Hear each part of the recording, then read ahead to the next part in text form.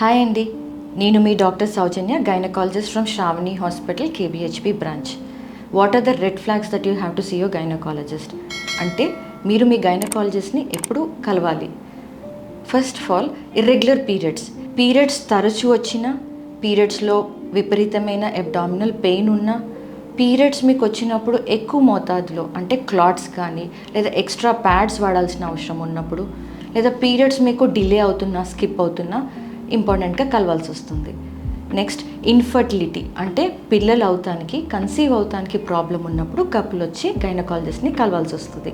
తర్వాత abnormal white discharge అంటే తరచూ, ఎస్పెషలీ చాలా రోజుల నుంచి మీకు అబ్నార్మల్గా స్మెల్ వచ్చేది, ఇరిటబుల్గా ఉండే వైట్ డిశ్చార్జ్ కానీ లేకపోతే ఎటువంటి రకమైన డిశ్చార్జ్ వజానా నుంచి వచ్చినప్పుడు కలవాల్సి వస్తుంది.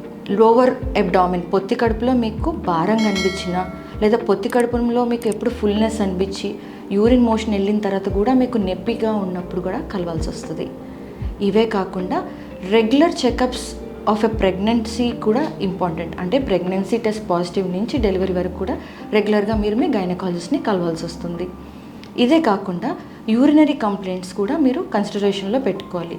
ఎస్పెషలీ యూరిన్ తరచూ వస్తాం, యూరిన్లో మంటగా ఉంటాం, యూరిన్ వెళ్ళినప్పుడు కలర్ చేంజెస్, లేదా యూరినేషన్ చేసిన తర్వాత కానీ పొత్తి కడుపులో కానీ బ్యాక్ వైపు నుంచి పెయిన్ ఉంటాం కానీ కన్సిడర్ చేయాలి.